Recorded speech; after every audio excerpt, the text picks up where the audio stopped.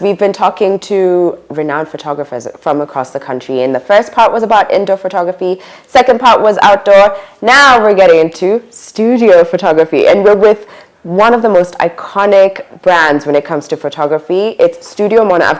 We're here at Studio Mona, and I've got Chirag, got it right? Chirag Parma. Correct. Yes. Whose grandfather started Ramogi Studios, yes. Which I mean is one of the most familiar photography brands in the country. So it feels like this was in the fact you were destined to be in this industry. Do you feel like that? I do. Yeah. So can you tell me is it presumptuous of me to assume that he influenced your decision to step into photography? You could say that because my grandfather, he started his photography in Gikomba, really, okay. And then he became famous, and my dad became a photographer, and I'm actually a pharmacist by training. Oh, and then my passion's in photography. So you were destined to, one way or another, it was going to call. Do you have any children by any chance? There's one coming on the way. Oh, okay. I was going to ask if they are into photography at this rate. They will be. At this rate, it's it's family generation. Definitely. So do you remember the first time that you thought to yourself, wow, I think I might actually like this, and it's not just granddad or dad who convinced me to pick up a camera? I remember my dad gave me a camera when I was young, and those days it was film. So I used to shoot really nonsense things, and then suddenly it became like, wow, this is fun.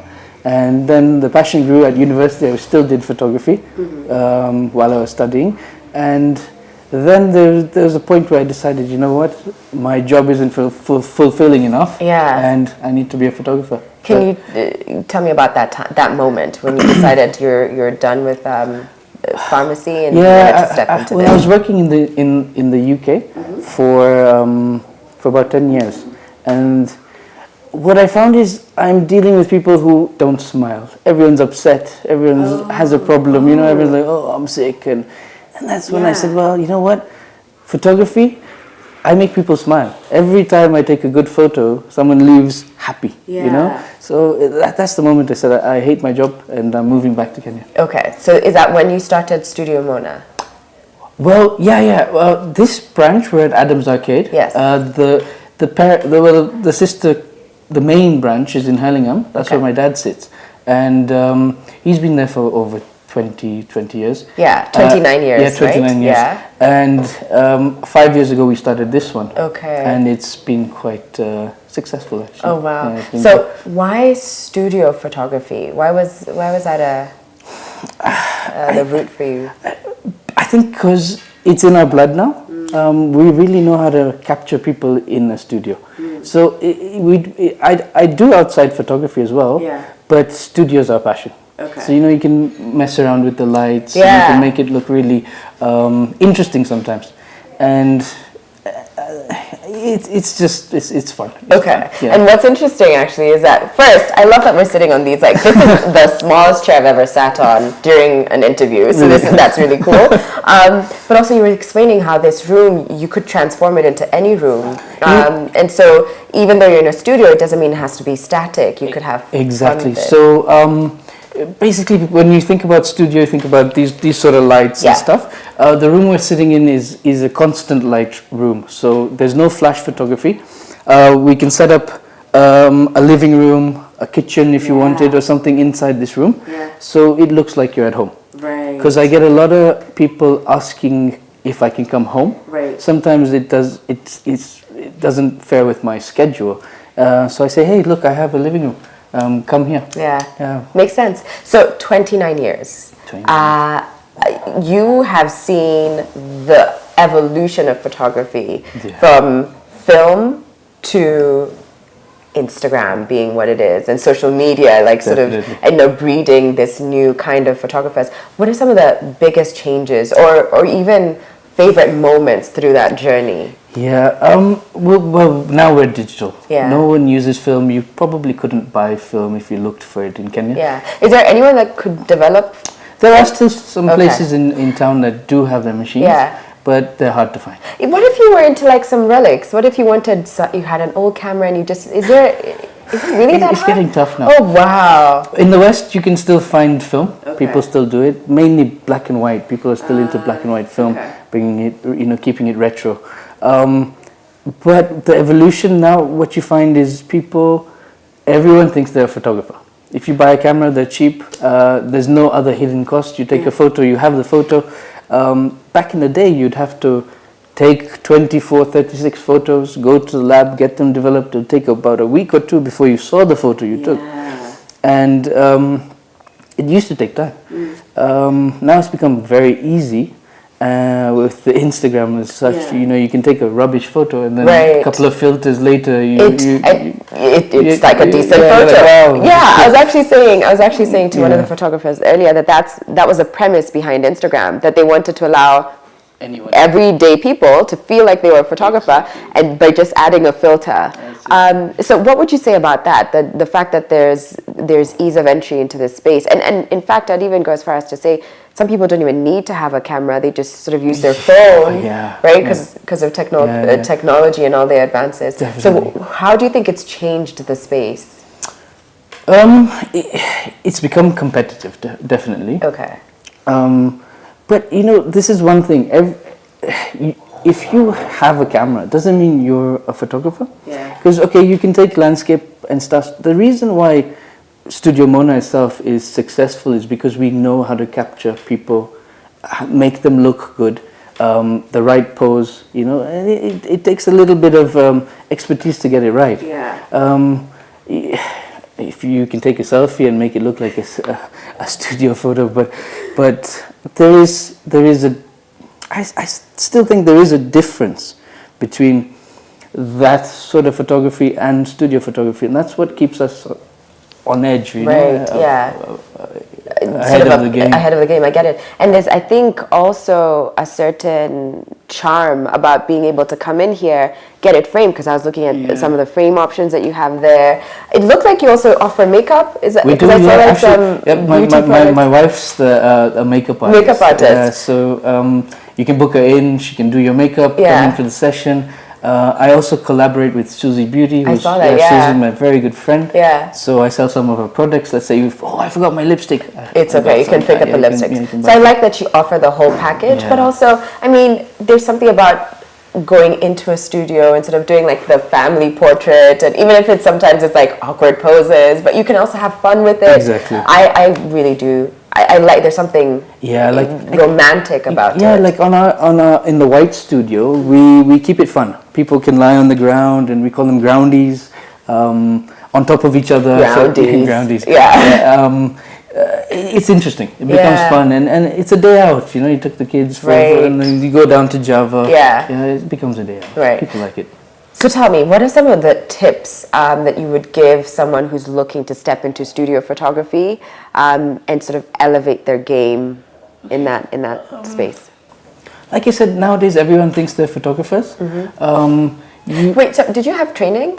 No. Okay, so but you had like a grandfather and father who were like icons in this. Yeah, when I was growing up, my weekends were spent at the studio. Yeah, so I was just watching. That's all the training. That's really all the training. You have like years of training. Yeah. But the thing is, I see studios come up and go very quickly.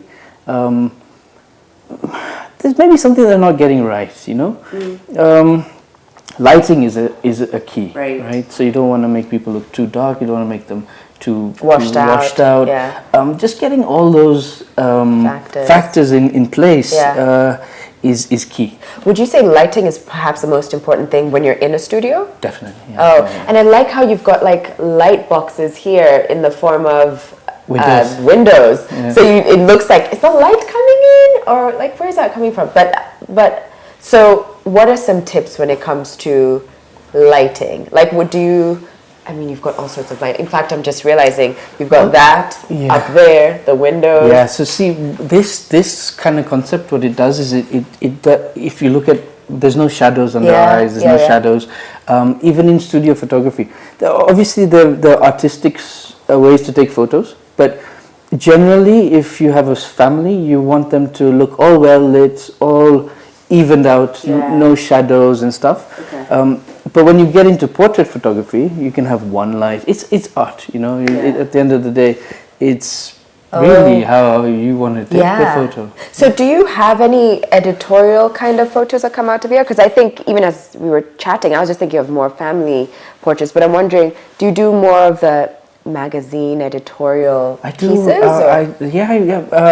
I did a book for the ladies, the 100 most influential ladies. Oh. Yeah, so we did a book for them. I get a lot of clients coming in for magazine stuff and all that. And then everyone has their brief, so what they want the photo to look like. Yeah. For example, I was in Rwanda on Monday taking a group of lawyers who had specific requirements.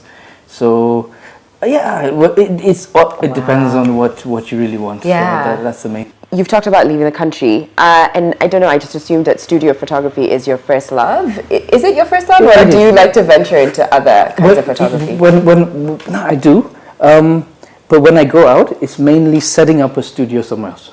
Oh, yeah, so it's like you're recreating a studio at your premises and stuff, and I do a lot of that. In the week, I could take I do corporate jobs. Yeah. So people who want their CEO's profile and all that for the website. Yeah. So I go out, take their photos, and then it looks like they came to me. Smart. So let's talk about the tools of the trade. Uh-huh. What's your preferred brand of camera, and what do you have there? Okay, I'm a Nikon man. Okay. So we've been Nikon. Well, in the old days, my grandfather used to use Hasselblad. Hasselblad. Okay. Which is probably the top end of cameras. Ooh. But that was in film time. Is it still in existence? They do. They have digital formats, but they're super expensive. You're talking so is that really the cream of the crop? Like, yeah, about 2-3 million shillings a camera. What are we doing I am just like school fees, rent, cars, holiday 5 times over. You could do 2-3 million shillings. Is the quality that much better? You can blow those images to billboard size, and they're really high end for model photography and stuff like that. But in the retail trade, this serves a purpose. This is really good. Wow. Yeah. Okay, so spare your coins right now. Stick to the Nikons or the Canons, or Yeah. All right. So what kind of Nikon is this? So this is a D800. Okay. What was your first camera? It was a Nikon. Okay. It was a Nikon F100. So that was a film camera. Okay. Yeah. Okay. So this is what I use. We prefer to use the 85mm in the studio for portraits. That? Yeah. It gives you a good, what can I say, depth of field first of all, and secondly, it's very sharp. It's really perfect. A little higher is better, but sometimes you need more space. So 105 would work. Right. But yeah. Okay. Towards the end, I'll ask that you take a couple of my portraits. I give you my best sides and faces. Yeah. But besides this, of course, you've talked about lighting. If you were to carry lights somewhere, what kind of light are you looking for? Well, all these lights, they are mobile, so they have their own packaging. So I take these. Usually, I take these ones. Yeah. And then I set up wherever I go. Okay. And what about the last reflectors? I'm trying to think of everything I've ever seen in a studio. Does that still do anything? Or I'd see sometimes there's like something white underneath. Yeah. Is that still on trend? You'd use it. Depending again on what you're shooting. Okay, what you're trying to achieve. But in my white studio, I don't need that because it reflects nicely. Yeah. Everyone's well lit. Okay. But if you go outside, you might want a reflector. Okay. Yeah. So reflectors are more outside, depending on, because you're trying to bounce light off of where there isn't light. Mainly sunlight and stuff. Got it. You bounce it off the reflector under, so you don't get those shadows again. Okay. These pesky shadows. All right. So I think photo time. Where do you want me? In the white studio? Yeah. In the white studio? Yeah, let's go. Okay, I'm going to try and give you my best pose. Okay. Let's go. Okay.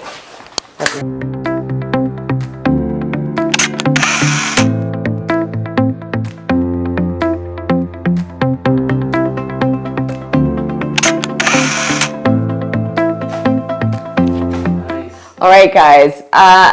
I'm going to have to love you and leave you here because obviously I'm just going to be at Studio Mona all afternoon trying to get the right shot, which already, from what I saw, we've already got some good ones. Thanks for watching. If you are into photography, I'm pretty certain this was the ultimate show for you because we covered all sorts of photography and got some of the most iconic photographers too to share their secret tips. So if you want to learn more about them, make sure to follow us on social media because we'll be posting all their handles. That's Instagram, Facebook, and Twitter at Living With S.